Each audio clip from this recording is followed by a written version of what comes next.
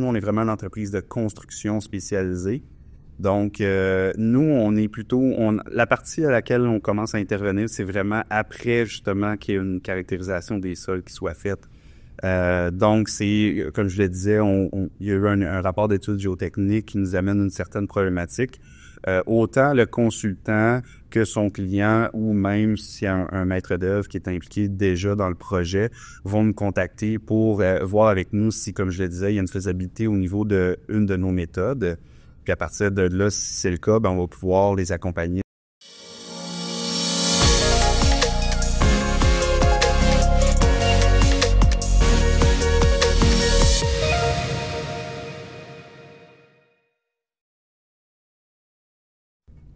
Bonjour à tous, ici Sophia Méliani, courtier immobilier chez PMML. Pour l'épisode d'aujourd'hui de Tout Terrain, on reçoit M. Francis Fontaine, responsable du développement des affaires chez le groupe Ménard. Donc, Francis, merci d'être avec nous aujourd'hui. Ça me fait plaisir, merci de me recevoir. Mais avec grand plaisir. Écoute, Francis, aujourd'hui, on va parler un petit peu du groupe que tu représentes aujourd'hui, donc le groupe Ménard. Pourrais-tu nous expliquer un petit peu, c'est qui le groupe Ménard en premier?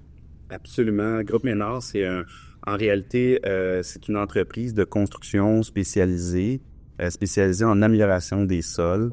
Donc, on est une entreprise, comme je viens de le dire, de construction, mais on fait tout la conception aussi de ce qu'on fait comme travaux. Donc, on a notre propre équipe d'ingénierie et puis c'est un groupe mondial, donc on est présent dans plus de 80 pays à travers le monde. Puis ici, au Québec, l'entreprise est présente depuis 1971. C'est incroyable quand même. Vous avez énormément d'expérience avec votre présence à travers le monde entier. Donc, vous avez énormément de données, j'imagine aussi. Exactement. Puis c'est un des volets de l'entreprise aussi où on cherche vraiment à faire connaître beaucoup plus aujourd'hui. On a effectivement acquis beaucoup de données avec le temps, beaucoup d'expérience, donc des projets partout au Québec, même partout au Canada pour ce qui concerne vraiment notre région.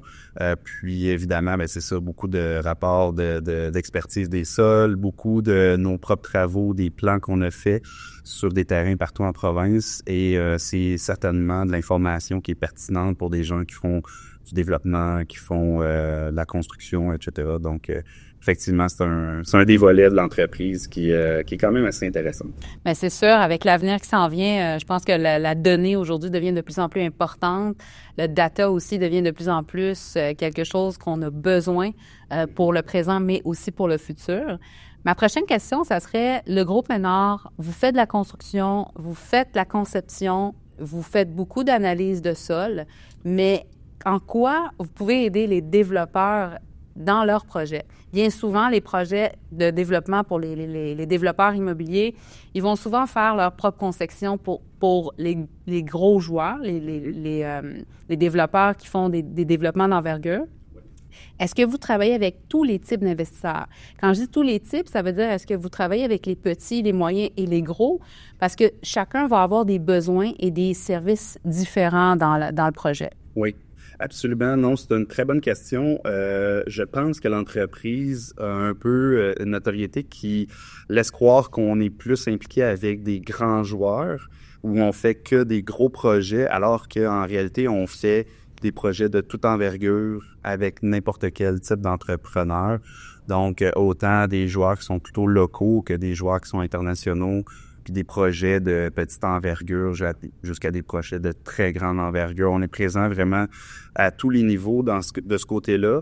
Je dirais, pour être vraiment plus précis, nous, dès qu'il y a une caractérisation des sols qui est faite, notre travail à nous commence à partir du moment où il y a une problématique qui est soulevée par le consultant géotechnique. Donc, nous, on prend la problématique, on va analyser la faisabilité d'une méthode en amélioration des sols. Puis, si c'est possible, en fait, ça va permettre de simplifier la construction. Ça, évidemment, peut réduire les coûts, réduire l'échéancier. Et aussi, un point qui est de plus en plus important aujourd'hui, c'est la réduction au niveau de l'impact sur l'environnement. Définitivement. Donc, voilà. Mais ce que j'aimerais aussi comprendre un peu plus, à quel moment on fait appel à Ménard et c'est quoi la différence entre le groupe Ménard et une ferme environnementale normale? Oui. Parce que souvent, on a une petite différence qui est vraiment réelle, mais que les gens ne voient pas précisément. Donc, est-ce qu'on vous appelle pour faire une phase 1, phase 2 ou est-ce qu'on vous appelle pour autre chose? Non, c'est une excellente question. Comme je l'ai dit tout à l'heure, nous, on est vraiment une entreprise de construction spécialisée. Donc, nous, on est plutôt... la partie à laquelle on commence à intervenir, c'est vraiment après, justement, qu'il y ait une caractérisation des sols qui soit faite. Donc, c'est, comme je le disais, il y a eu un rapport d'études géotechniques qui nous amène une certaine problématique. Autant le consultant que son client ou même s'il y a un maître d'œuvre qui est impliqué déjà dans le projet vont nous contacter pour voir avec nous si, comme je le disais, il y a une faisabilité au niveau d'une de nos méthodes. Puis à partir de là, si c'est le cas, ben on va pouvoir les accompagner, c'est-à-dire de faire de départ un budget, d'établir aussi un peu quelles sont l'estimation de la mise en œuvre, le temps de mise en œuvre, etc. Pour venir voir si ça peut s'intégrer dans la conception du projet pour respecter les besoins finalement du client. Puis nous, à partir de là, si le client, c'est une option qui est intéressante pour lui, on peut, après ça, faire les travaux avec nos propres équipements, avec notre propre personnel de chantier. Donc, comme je disais, on va vraiment accompagner à partir du moment même où il y aurait une acquisition de terrain jusqu'à toutes les étapes qui amènent à faire les travaux sur site. Donc, ça, c'est le fun. Ça, c'est le fun parce qu'en fait, c'est un besoin que les gens doivent aussi comprendre et considérer. Bien souvent, on a l'impression qu'en faisant l'acquisition d'un terrain à développer, on a besoin de faire une phase environnementale 1. Si tout est beau, on s'arrête là. Pas nécessairement, parce que ça dépend du type d'investisseur. L'investisseur qui veut acheter le terrain, uniquement le développer et le revendre, ou quelqu'un qui veut le développer et le construire. Dans les deux cas, on a besoin de vos services. Parce que même le développeur qui ne veut pas faire de la construction, qui est uniquement un valorisateur de terrain, a besoin d'étudier le terrain, les capacités du terrain, les spécificités du terrain et la capacité portante surtout du terrain pour que son terrain devienne viable. À ce moment-là, en faisant affaire avec vous, il est capable d'amener le terrain dans une autre valeur monétaire. Il est capable de comprendre exactement quels vont être les challenges du constructeur. Parce que ce qu'il faut aussi comprendre, c'est les challenges des constructeurs. Et un travail qui est bien fait du moment de l'acquisition du terrain, du développement, ça va se refléter sur la construction. C'est un cercle. Exactement. Fait que c'est comme si on travaille tout le monde ensemble. Même moi, au début, en tant que courtier, où est-ce que je commence avec les clients à mettre en vente le terrain qui sera à développer, bien, en quelque sorte, c'est un peu le travail du vendeur et de moi à ce début-là de mettre en place les rapports environnementaux pour faciliter par la suite le développeur. La personne qui vend le terrain à développer, est-ce qu'elle va juste le vendre pour quelqu'un qui va le développer ou est-ce qu'elle s'arrête au développement? Fait qu'il y a ces petites nuances-là que les gens doivent aussi mettre en différence. Puis, je pense que Groupe Ménard, vous êtes en mesure de pouvoir justement aider à optimiser un développement pour un investisseur, que ce soit quelqu'un qui va le bâtir par la suite ou quelqu'un qui va le revendre à un constructeur. Dans les deux cas, on optimise, on apporte une meilleure valeur au terrain. Ça aide souvent aussi les vendeurs qui mettent les terrains en vente à aller chercher une meilleure, dans le fond, un meilleur prix. Un meilleur prix, mais ça aide aussi énormément dans les négociations. Parce qu'un terrain qui est développé, qui est vendu prêt à bâtir ou qui est vendu presque prêt à bâtir, parce que c'est un terme qui est très large, est-ce qu'il a bien été étudié? Est-ce qu'il a bien été pensé? Est-ce que tous les calculs ont été faits dans l'optique d'optimiser au maximum? C'était quoi la vision qu'on avait? Puis je pense que Groupe Ménard, c'est un peu ça, votre expertise, c'est d'aller amener le terrain à son optimisation maximale et aussi d'accompagner la vision du client. Parce que l'optimisation maximale, c'est une chose, mais il y a aussi la vision du projet. Puis, vous faites de la construction. Vous êtes aussi dans le milieu de la construction. Est-ce que vous êtes dans une situation où est-ce que vous êtes capable non seulement de développer le site, de le construire aussi pour un client?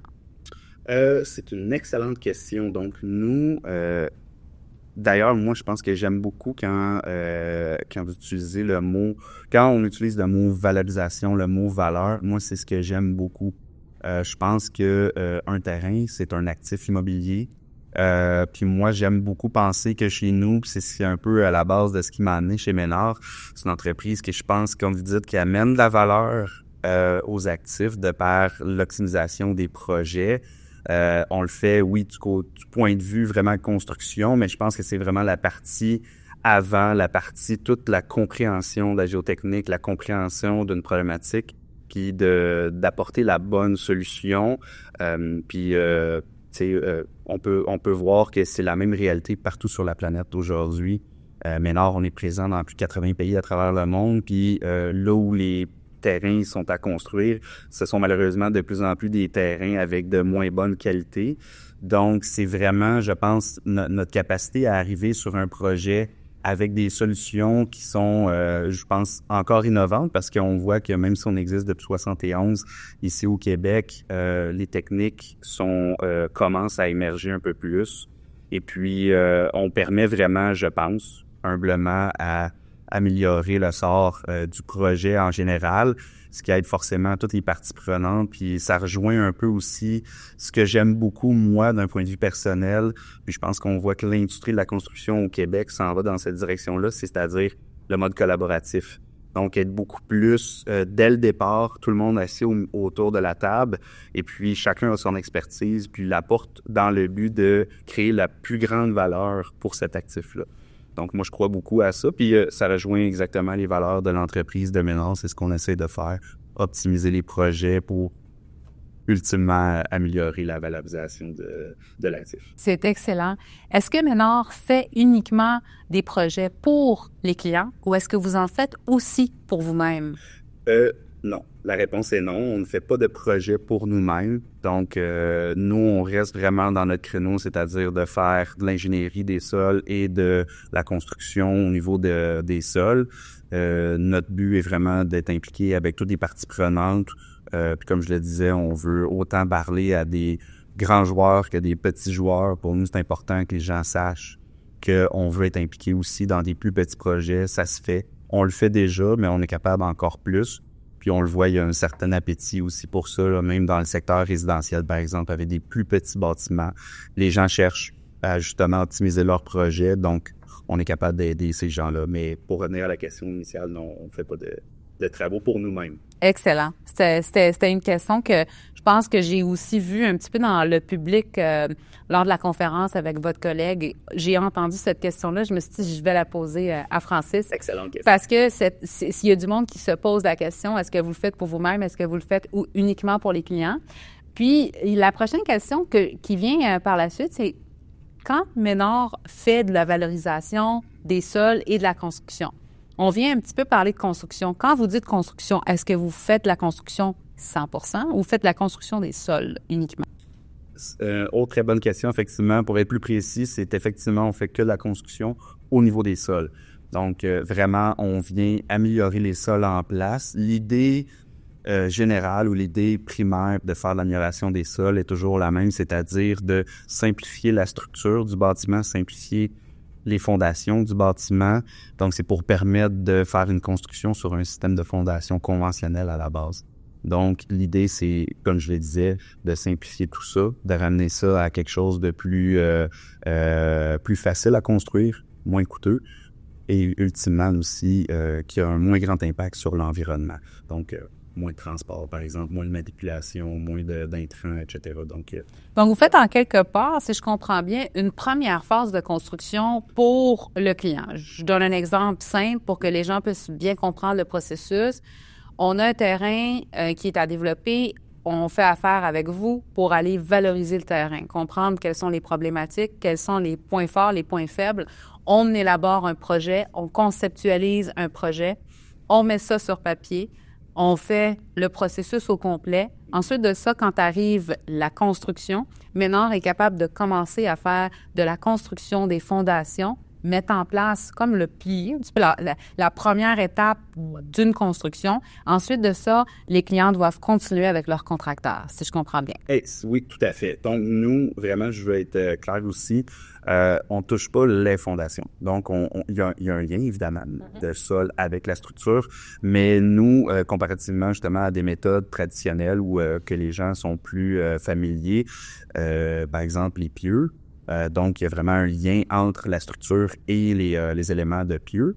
Nous, nos méthodes, on vient améliorer les sols en place. Ensuite, les gens, il y a des fondations qui viennent s'asseoir sur le sol. nous, on arrête à partir de vraiment des sols. Donc, des sols. Oui, exactement. Simplement les Vous arrêtez au sol. Très bien, je comprends.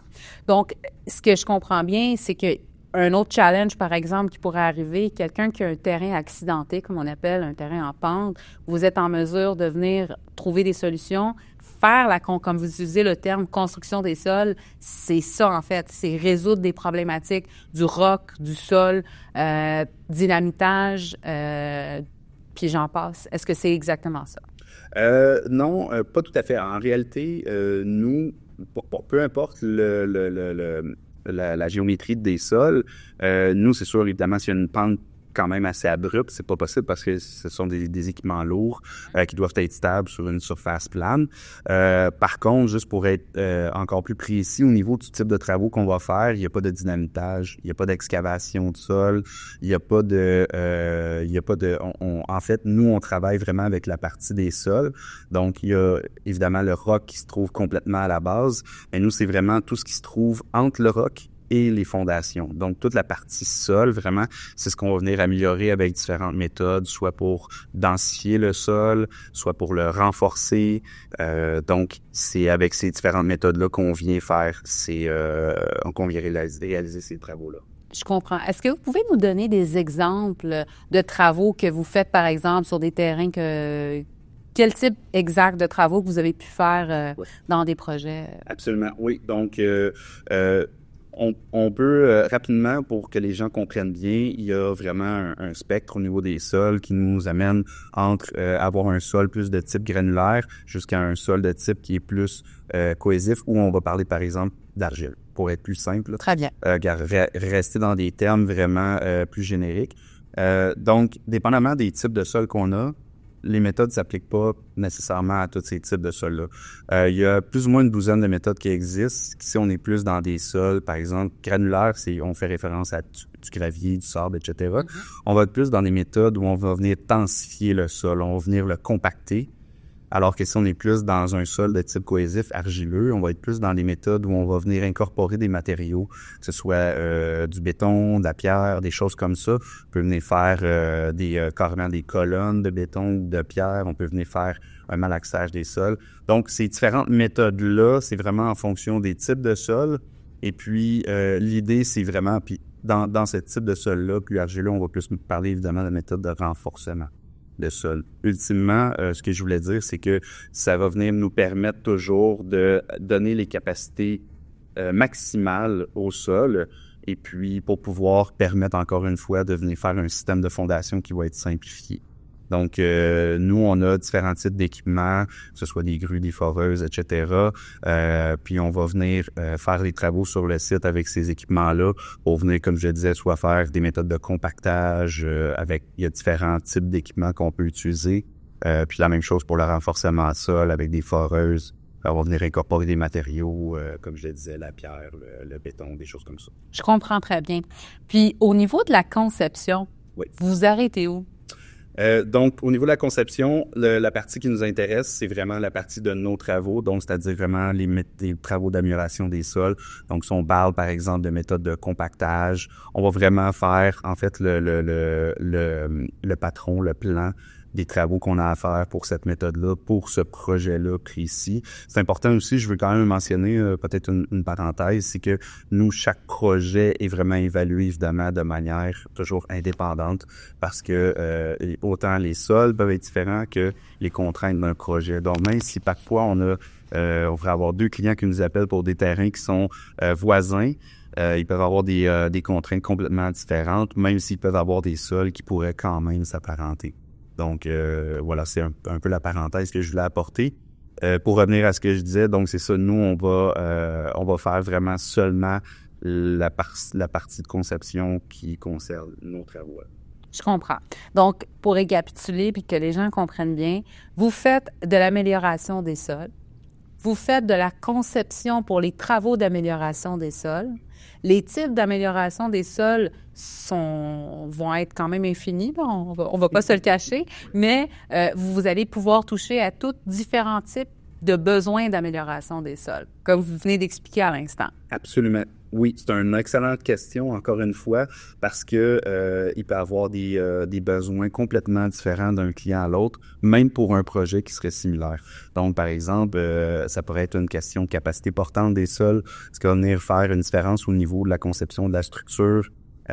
On peut travailler de ce côté-là. On pourrait parler aussi, sans tomber trop dans des termes scientifiques, mais on parle beaucoup, c'est des mots qu'on entend de plus en plus dans l'industrie, c'est-à-dire de potentiel de liquéfaction des sols. Donc ça, c'est la partie plus au niveau sismique. Il y a différents enjeux par rapport à ces problématiques de sol-là. Puis en fonction, justement, comme je le disais, des besoins du client pour son projet, mais je dirais aussi un peu par rapport à sa tolérance au risque.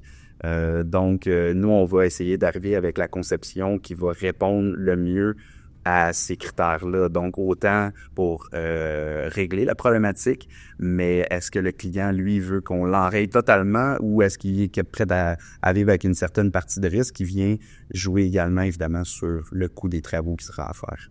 Donc, on essaie d'adapter toujours la conception, puis ultimement les travaux qu'on va faire en fonction des besoins et du budget, ultimement, du client. C'est sûr. Est-ce que quand tu parles de risque, moi, ça m'appelle.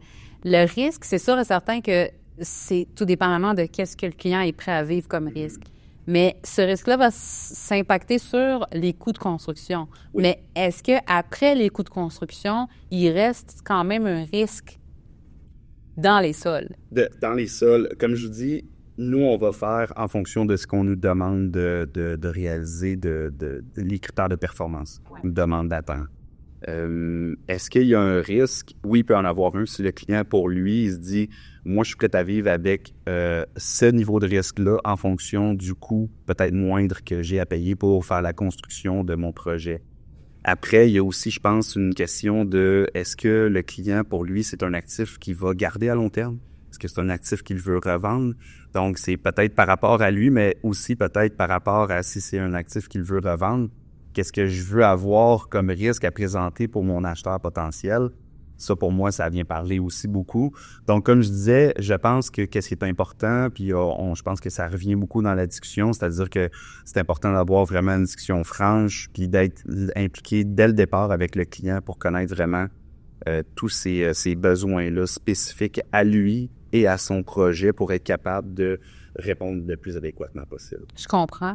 C'est le fun, mais ce que j'entends ici, puis ma prochaine question, c'est directement, est-ce qu'il y a des normes par rapport à ça? Parce que là, si on prend la capacité du risque du client versus une construction, je te donne un exemple, quelqu'un qui veut bâtir un projet qu'il ne veut pas garder à long terme, ce projet va se transférer de personne en personne.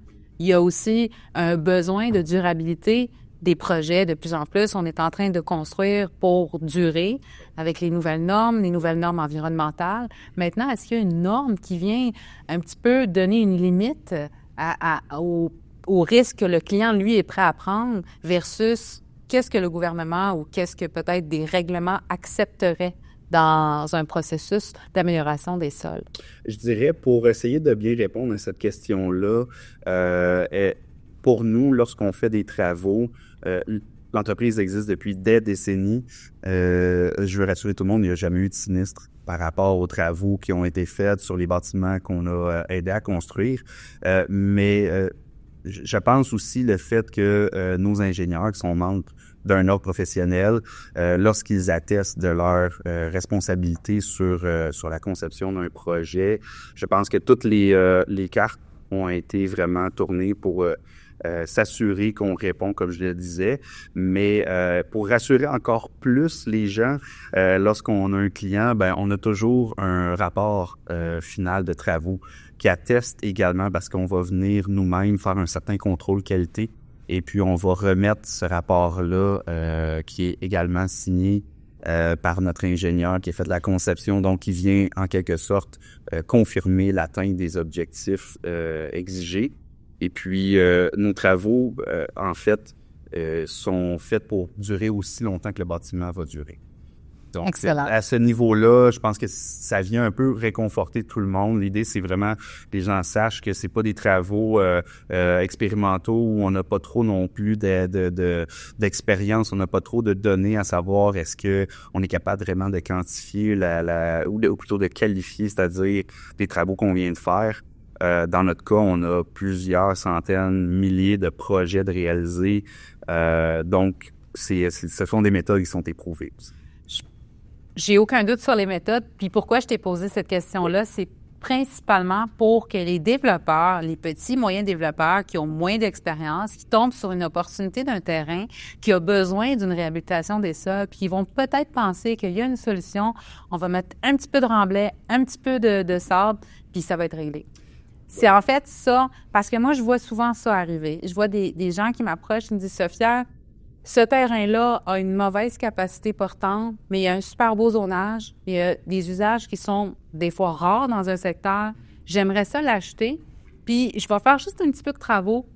Il y a des compagnies qui font ça, puis je vais être en mesure de le redévelopper. » C'est là que je t'ai posé cette question-là parce que je voulais vraiment avoir une précision pour que les gens puissent comprendre que c'est le fun d'acheter des terrains à réhabiliter et à reconsidérer. Mais il y a certaines limites dans le risque. Pas seulement le risque que le client est prêt à absorber, mais aussi par rapport au terrain. Donc, c'est sûr et certain qu'un groupe comme vous ne va pas accepter de prendre un mandat, de réhabiliter un terrain s'il n'y a pas la certitude que le travail va être viable par rapport à l'immeuble qui va s'en venir dessus. Donc ça, c'est vraiment important pour que les gens comprennent. Les solutions de réhabilitation des sols sont là pour amener une réhabilitation, mais d'un projet viable uniquement. Oui. Donc, tu sais, puis j'entends aussi cette problématique-là qui va souvent arriver dans des terrains aussi qui sont au bord de l'eau. Oui. C'est une solution parce qu'on est en train de voir de plus en plus la montée des eaux au Québec. On est en train de voir de plus en plus de terrains au bord de l'eau qui ont des glissements de terrain. On l'a vu récemment avec les pluies qu'on a eues sur la grande région de Montréal, la Rive-Nord. Moi, j'habite sur une petite île de la Rive-Nord, donc j'ai vu l'eau monter chez les voisins. Et ça peut être une solution de réhabilitation des sols, peut-être surélever un peu les terrains. Donc, qu'est-ce que vous proposez comme solution par rapport à des terrains qui sont en bord de l'eau? Puis, quelles sont les prochaines inquiétudes pour les gens qui ont des propriétés au bord de l'eau? Oui.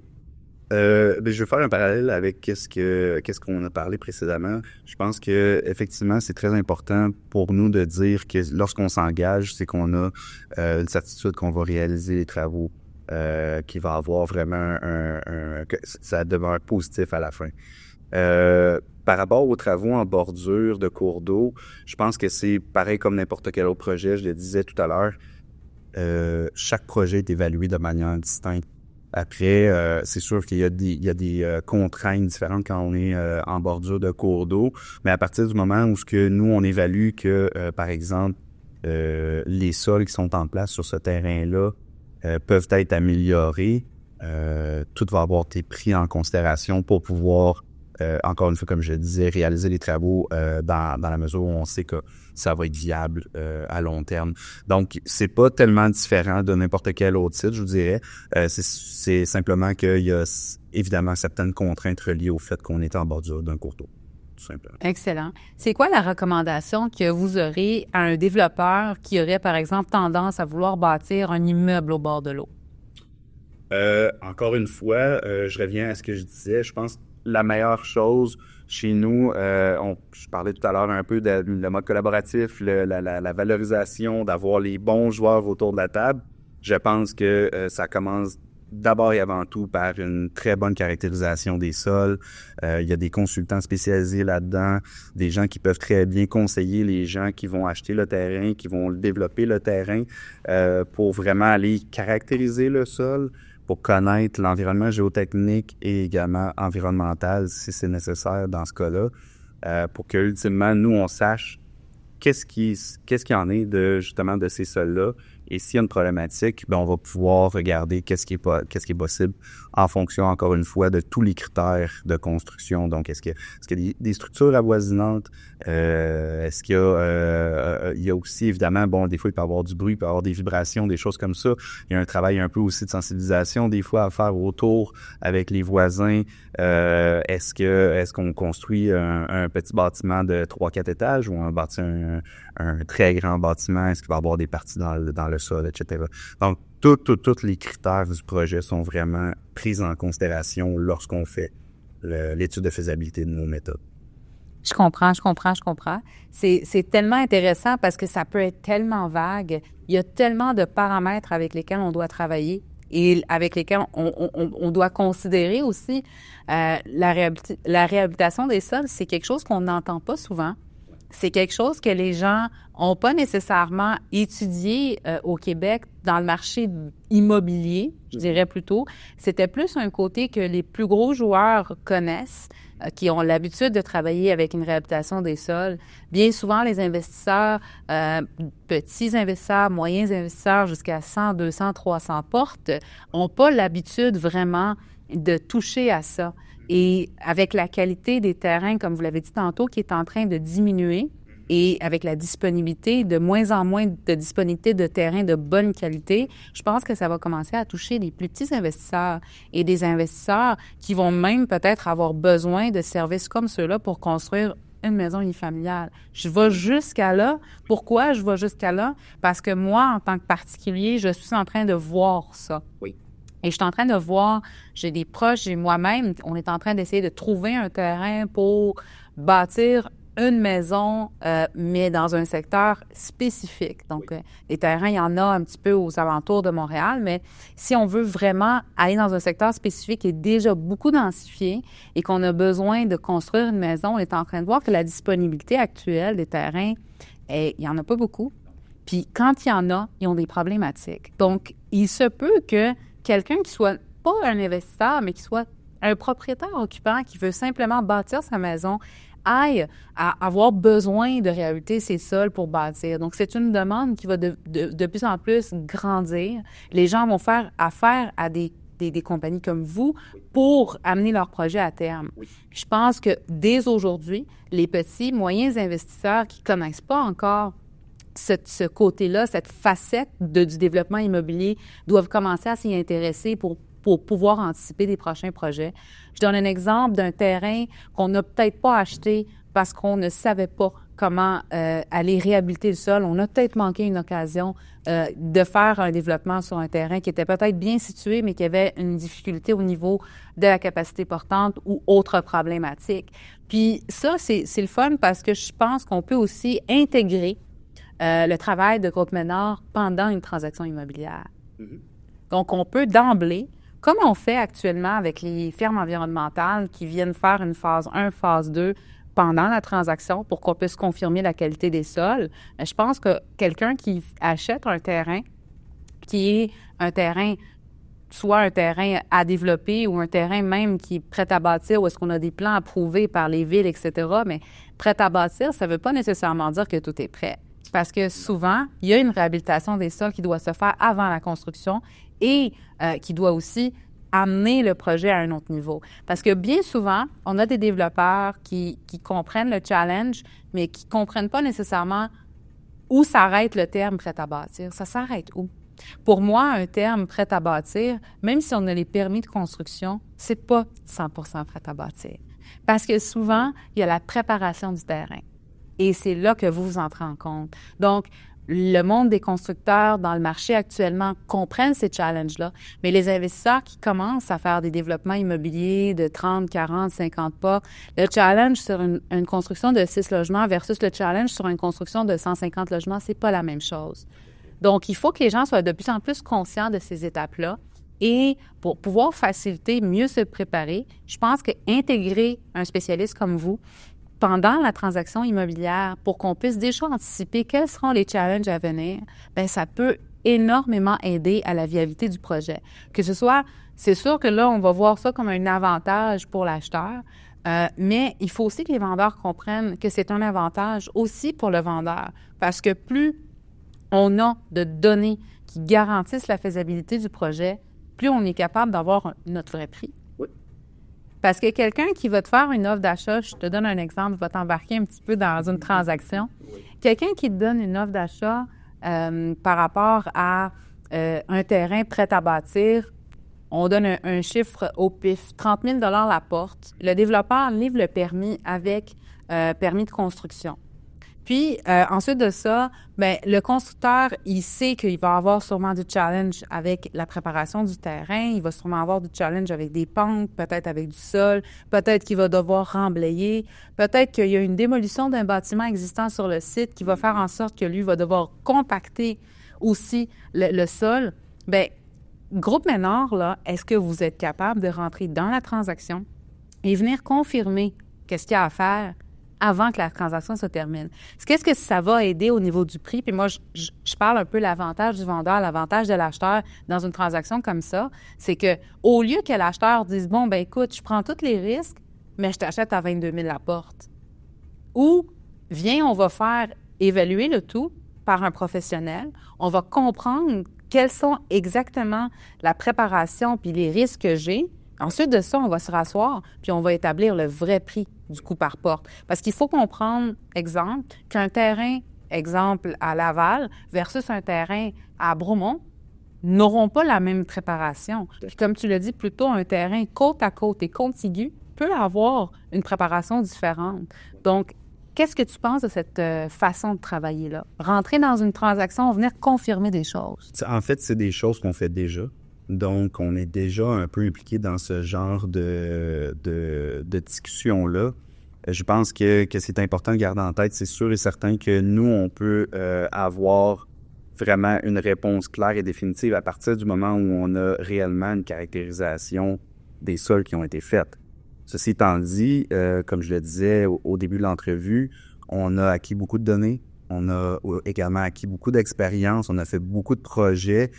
Souvent, ça peut nous donner déjà une bonne idée en fonction de le terrain sur lequel il faudrait faire les travaux et le type de projet. Et encore une fois, toujours en collaboration avec le client, à savoir quelles sont ses attentes, quels sont ses besoins pour être capable d'établir peut-être un budget approximatif avec un délai approximatif des travaux qu'il y aurait à faire pour que lui ait déjà une idée de, d'accord, si je pars et que j'ai ça, je sais que je vais devoir envisager de faire des travaux avec ce genre de budget-là. Donc, nous, effectivement, on peut, dès le moment du début d'une transaction, on peut être présent pour un peu accompagner. Et puis, au fur et à mesure où le projet se précise, c'est la même chose d'un côté. Notre budget va se préciser, les temps de mise en œuvre de notre méthode va se préciser. Donc, c'est vraiment, je pense que, comme je le disais, on peut accompagner vraiment très, très, très en amont comme ça sur un projet. Après, je pense que c'est important toujours de garder les choses claires, les choses les plus terre à terre possible, parce que on veut pas non plus aussi que le client pense ben là j'ai un budget, c'est ce que ça va me coûter, puis autant prendre une décision positive ou négative en fonction de ça. Mais juste d'avoir ça en tête, d'avoir peut-être une idée, ça peut peut-être déjà aider au niveau de sa prise de décision.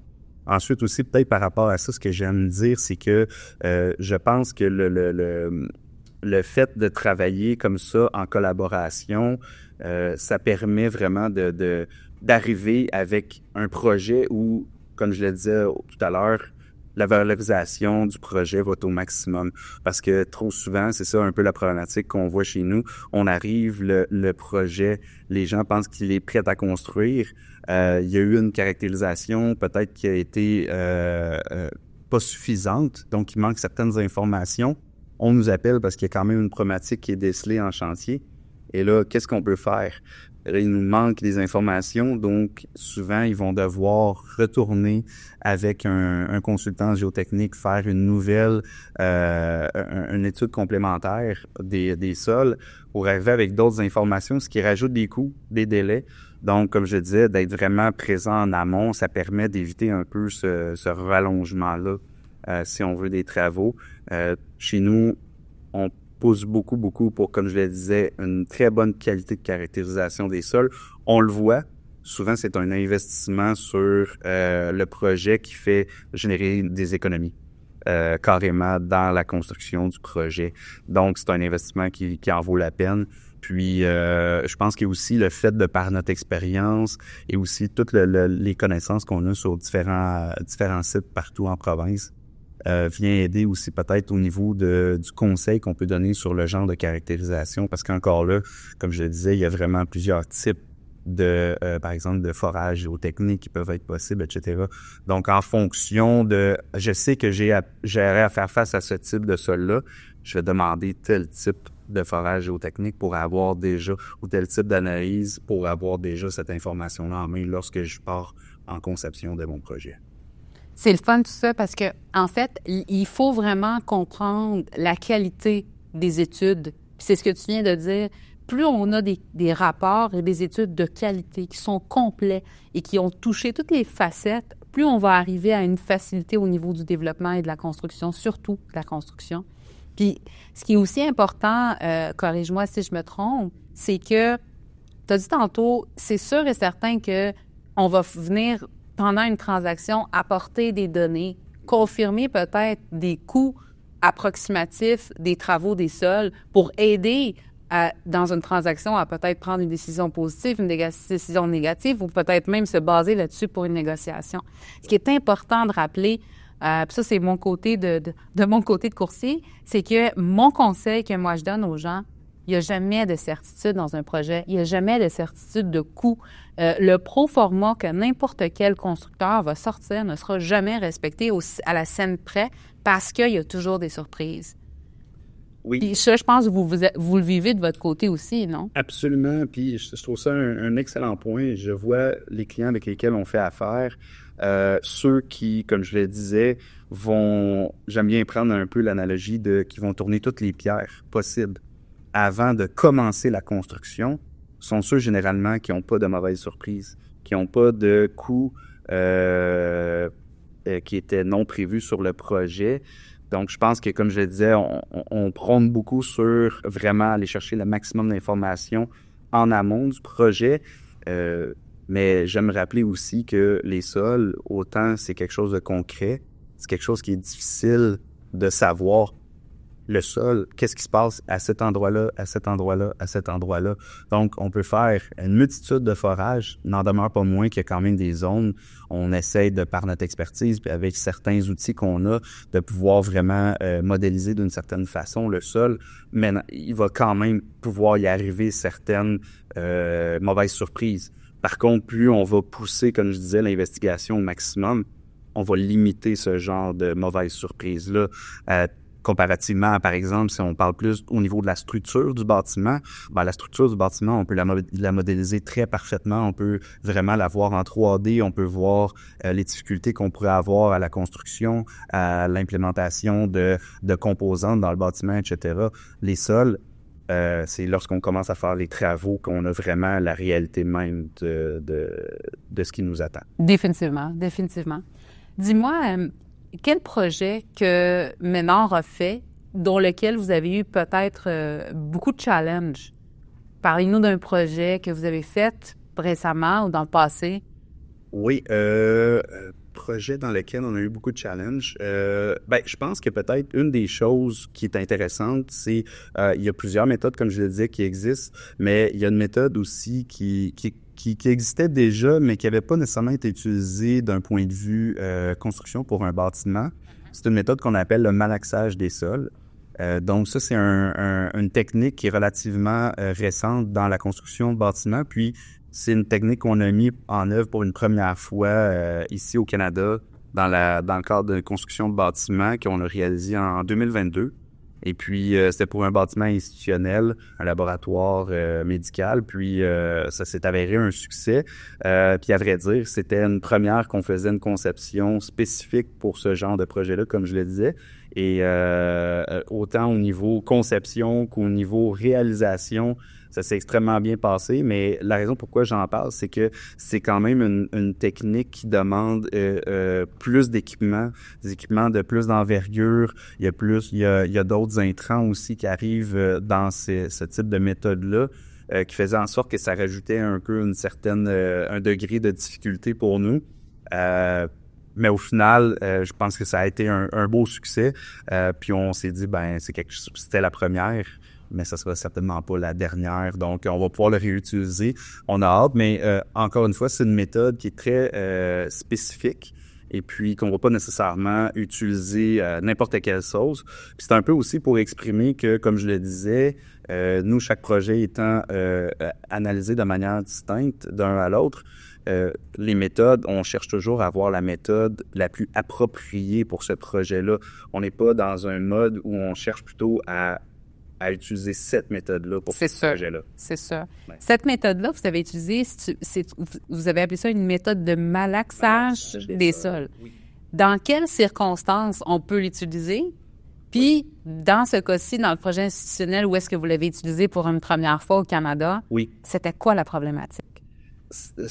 En fait, oui, c'est super intéressant parce que c'était, en réalité, j'ai parlé un peu plus tôt de problème de liquéfaction des sols. Oui. Donc, juste rapidement pour que les gens, peut-être qui connaissent pas ce phénomène-là, juste pour qu'il y ait une idée de ce que ça peut avoir l'air. En fait, quand on parle de liquéfaction des sols, c'est que lorsqu'il y a un séisme qui se produit, les sols vont se liquéfier. Donc, il y a un changement qui s'organise dans les sols post-séisme.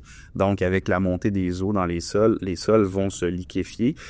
Puis, ça va générer des tassements très importants sur les sols. Donc, évidemment, tassement important veut également dire des tassements pour le bâtiment. Ça peut générer des fissures. Ça peut générer carrément un bâtiment qui va entrer dans le sol.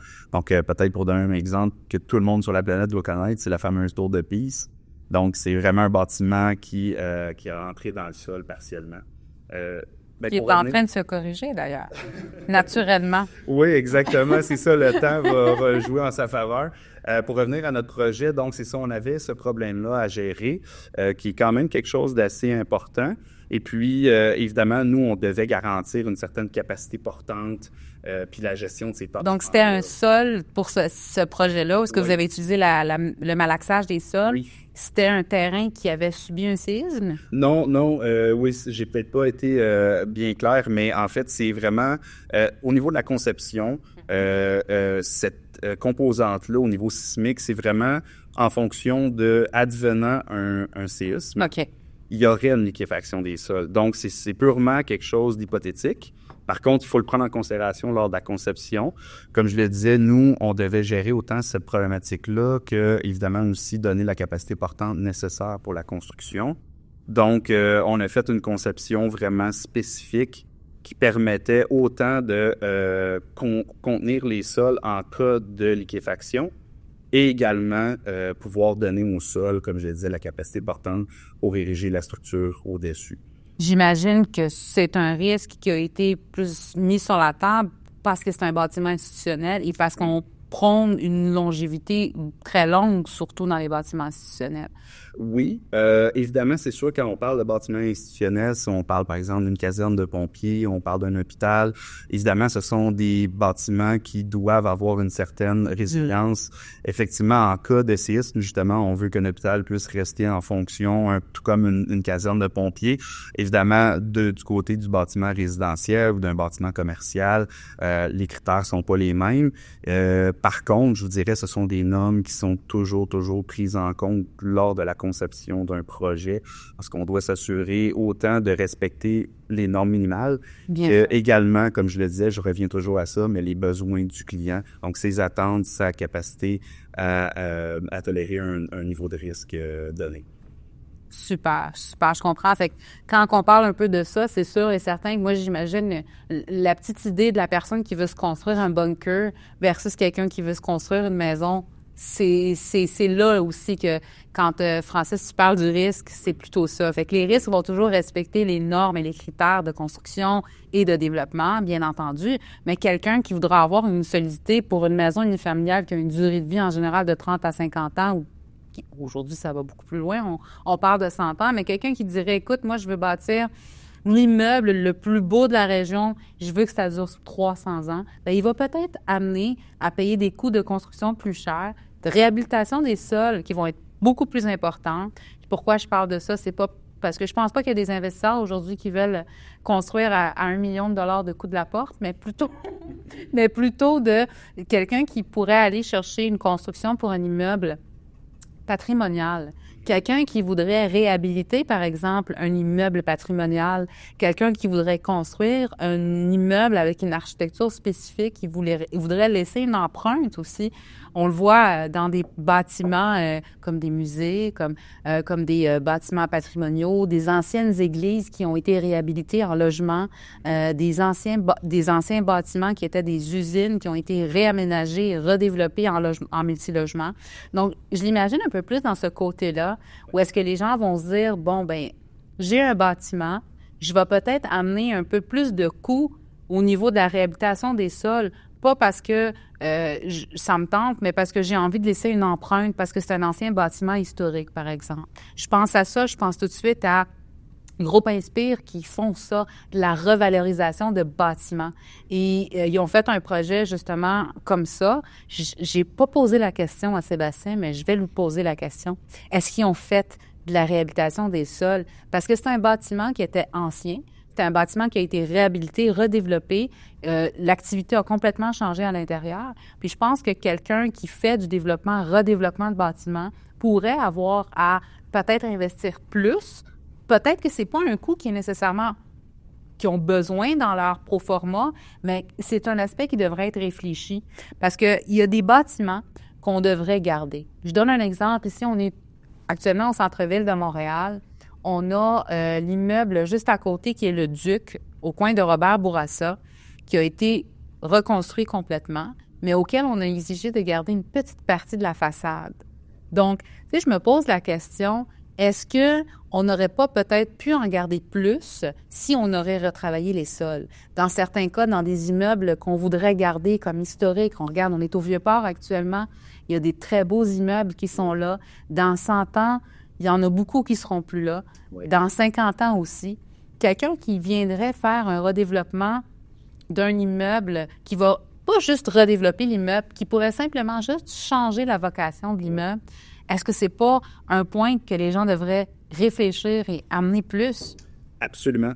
Absolument. Ça, c'est un excellent point. Je veux juste préciser tout de suite quand même que nous, Ménard, ici au Canada, on ne fait pas encore de ce qu'on appelle de reprise sous œuvre, donc des bâtiments existants, des bâtiments qui sont déjà construits. On n'a pas encore des équipements qui nous permettent de le faire ici. Je comprends. Ça existe ailleurs, par contre.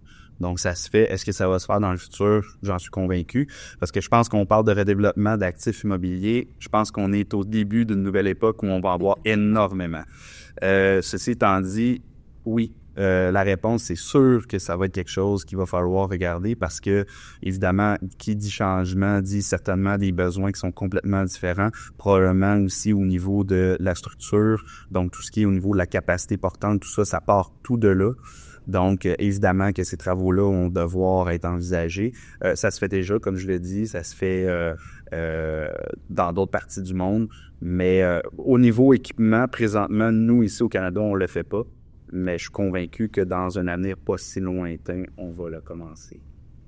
Bien, écoutez, on a hâte que ça arrive parce que je pense qu'il y a une belle future époque qui s'en vient où est-ce qu'on va voir de plus en plus de redéveloppement de sites avec le besoin de densification et avec le besoin de aussi repenser un peu notre façon de bâtir et de construire. Ça s'en vient, ces choses-là.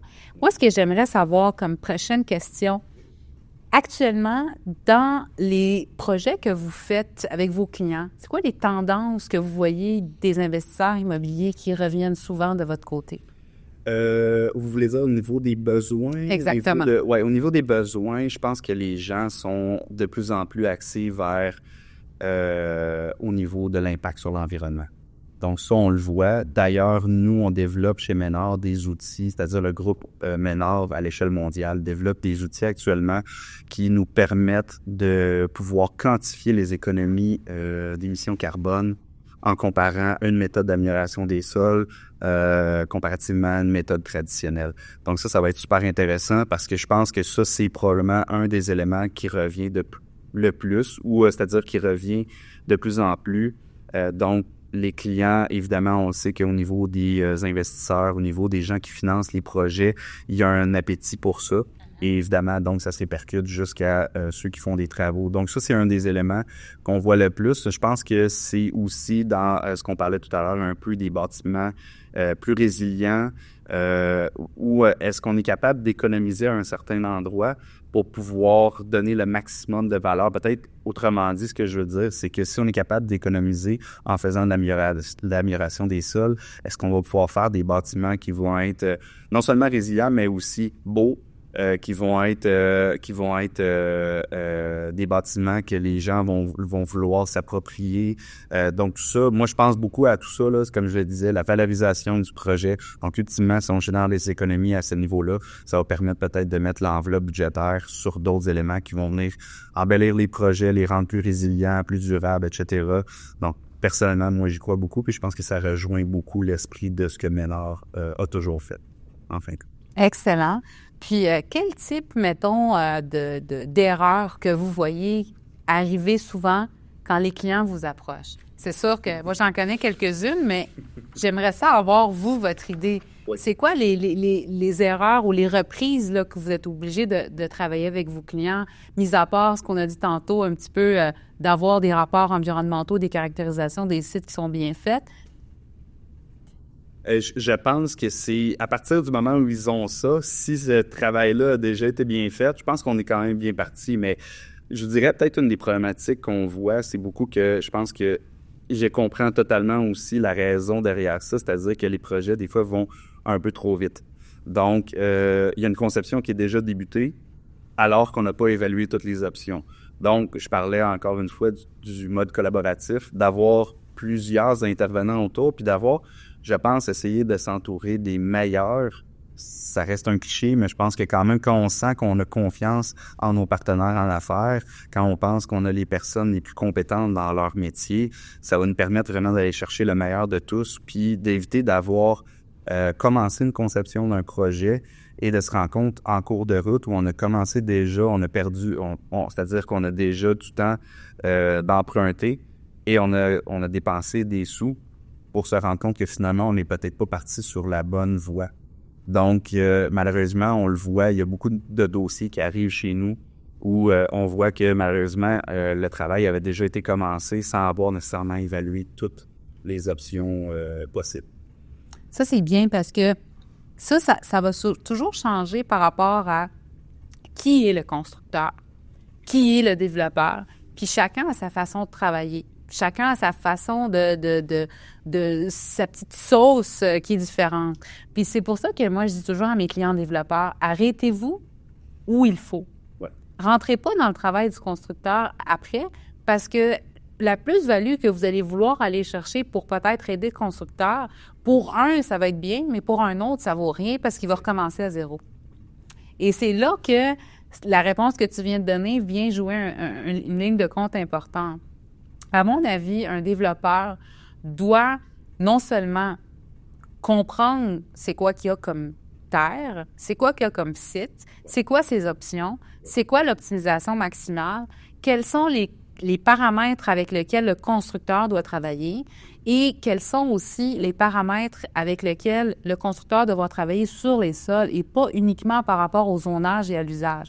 Parce que beaucoup de monde s'arrête au zonage et à l'usage. OK, j'ai un terrain, 150 000 pieds carrés, zoné multilogement, haute densité, on peut faire 10 étages là-dessus. Parfait. C'est le fun. Mais là, on va commencer à compter les unités. 10 étages, on va se dire 10 logements par étage, on va aller à 100 unités. On commence tout de suite, on élabore un prix 100 unités. Dans certaines régions, on va y aller avec 50 000, 60 000 la porte, puis on établit un prix. Mais est-ce qu'on a aussi compris quels seront les challenges du constructeur, puis où est-ce que le développeur doit s'arrêter, puis où est-ce que le profit du développeur doit s'arrêter pour que le profit du constructeur puisse commencer? Absolument. Bien, tout le monde doit y trouver son compte. Je pense que c'est ça la clé. C'est quand tout le monde y trouve son compte, c'est là où je pense que les projets sont les plus remplis de succès. Je le disais encore, avoir tout le monde autour de la table, tout le monde a son utilité. un entrepreneur général, c'est sa force, c'est sa raison d'être de pouvoir coordonner tout le monde, d'amener peut-être justement différents intervenants qui vont être nécessaires à la réalisation du projet dans le meilleur dans la meilleure façon possible. Donc, je sais que je me répète beaucoup, mais il n'en demeure pas moins que ça reste très simple, mais c'est souvent, comme je le disais, à la base un peu de la problématique qu'on voit où il y a des projets qui ont peut-être démarré un peu trop rapidement, savoir bien préparer les choses. Parce que je me dis beaucoup, je pense que le projet, si on a mis énormément d'efforts, on a travaillé beaucoup en amont, je pense qu'on va économiser de l'énergie et du temps. Et probablement aussi des sous quand on va être en exécution puis qu'on va attendre la livraison de notre bâtiment. Donc, encore une fois, je pense que c'est vraiment d'essayer d'être le plus imaginatif possible, de verbaliser le plus de choses possible, de partager ça avec les parties prenantes pour aller chercher le maximum. Puis on le voit, les projets où les gens ont le plus de plaisir à réaliser, autant pour le développeur que son maître d'œuvre, que les fournisseurs ou les sous-traitants, ce sont les projets qui ont été les mieux préparés. Donc, on le voit même dans l'exécution du projet. Il y a moins de stress. Les gens sont plus axés sur la réalisation finale du projet, mais ils sont confiants dans le processus dans lequel ils sont embarqués. C'est sûr. Puis surtout, en faisant bien évaluer le site avant même la construction, puis avant même de commencer le projet, bien, on minimise aussi les coûts. Je donne un exemple. On apprend une surprise avant la construction, pendant qu'on est en train de comprendre comment est le terrain, quel est son potentiel. Bien, pendant ce temps-là, on n'a peut-être pas encore enclenché un prêt hypothécaire. On n'a pas encore une équipe de 100 ouvriers qui sont sur le site. Donc, retarder un projet, c'est énormément d'argent versus on fait ces études-là pendant que ces choses-là ne sont pas encore enclenchées, on est capable d'assumer le coût. Un coût additionnel de 400 000 avant construction versus un coût additionnel de 400 000 pendant construction devient peut-être plus. Parce que mon coût de 400 000 qui ralentit mon projet peut-être de 2 semaines, 3 semaines, c'est 2 semaines de plus de taux d'intérêt, c'est 2 semaines de plus à payer les équipes et le staff. Et la location des outils, et j'en passe. Oui, exactement. Je pense que c'est aussi que ça amène à prendre une décision dans un contexte défavorable versus dans un contexte favorable. Ça revient à dire ce que vous venez de dire, mais c'est vraiment ça. Je crois que comme je le disais, on va beaucoup plus apprécier le processus si on est bien préparé que si on veut commencer. Puis ça, je pense que ça peut s'appliquer dans tout dans la vie. Mais n'en demeure pas moins que, tu sais, c'est comme je le disais tout à l'heure, c'est une problématique qu'on voit encore quand même beaucoup. Puis je me mets à la place de tous les gens qui sont impliqués sur ces projets-là. Oh my God, ça doit être vraiment décevant d'avoir à vivre ce genre de stress-là en cours de route parce que, comme vous venez de dire, les coûts, on sait aujourd'hui construire, ça coûte extrêmement cher, tout coûte très cher. Donc, effectivement, je pense que ça a un impact non négligeable. C'est sûr et certain, c'est sûr.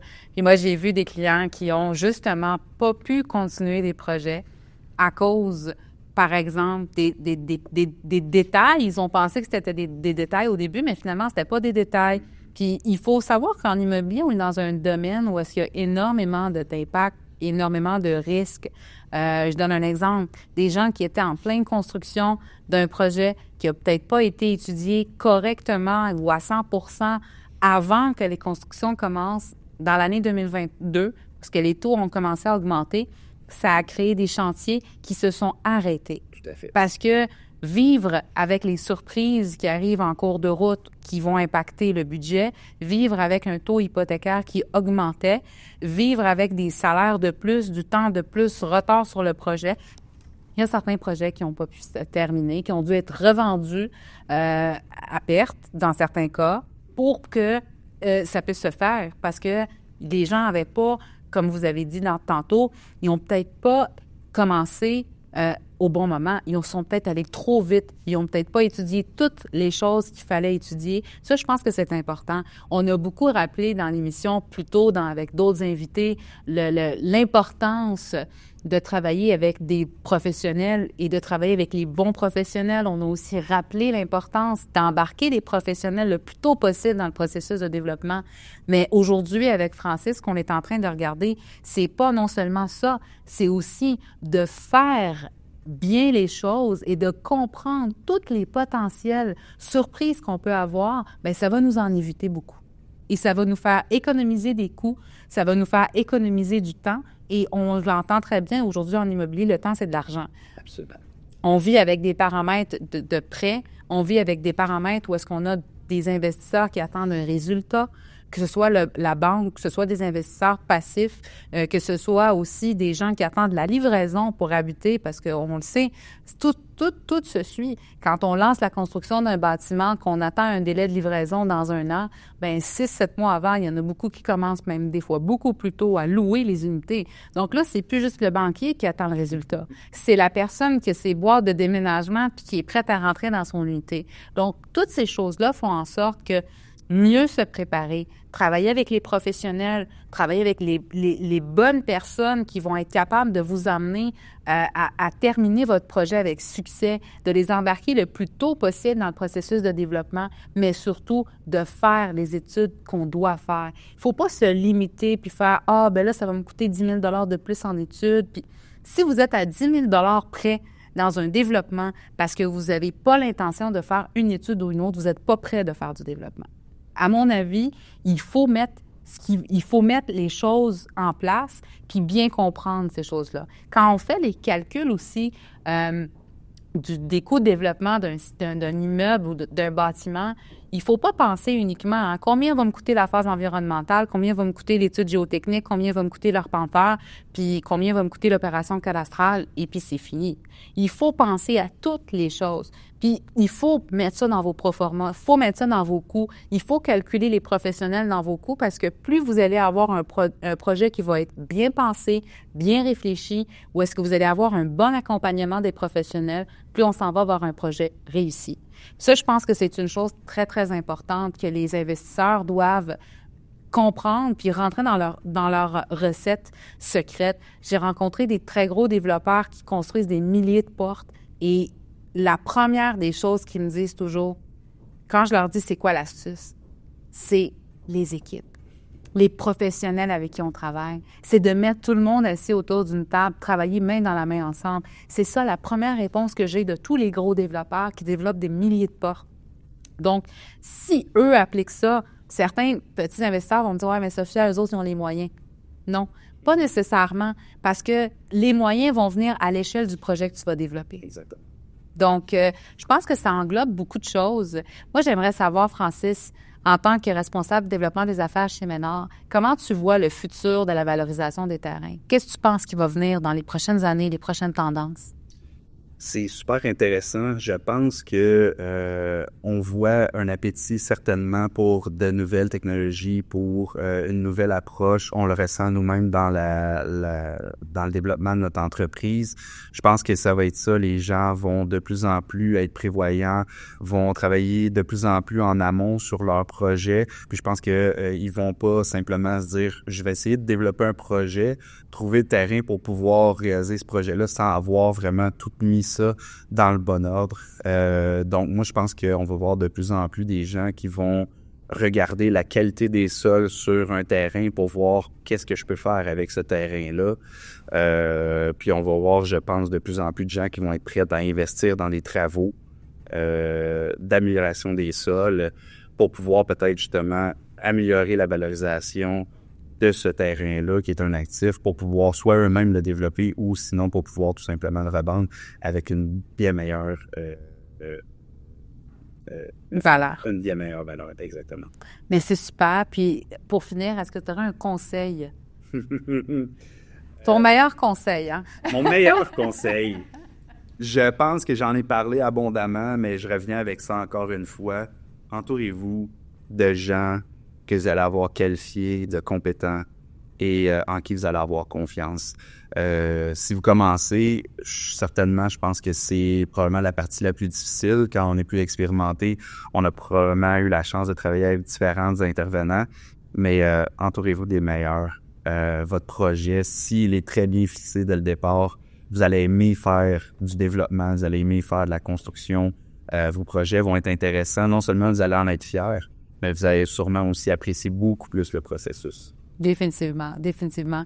Mais écoute, je te remercie pour tes précieux conseils, ta présence, puis surtout pour l'explication de qu'est-ce que fait Ménard. Parce que je pense que Ménard gagne à être connu de plus en plus par les moyens investisseurs, les plus petits investisseurs, parce que je pense qu'on aura de plus en plus besoin des services de valorisation des sols dans l'avenir, que ce soit à plus petite échelle, à plus grosse échelle. Je pense que vous êtes quand même très connus chez les gros joueurs, mais vous gagnez à être connaître de plus en plus chez les investisseurs, que ce soit une maison, un bâtiment multilogement de 5 unités en montant.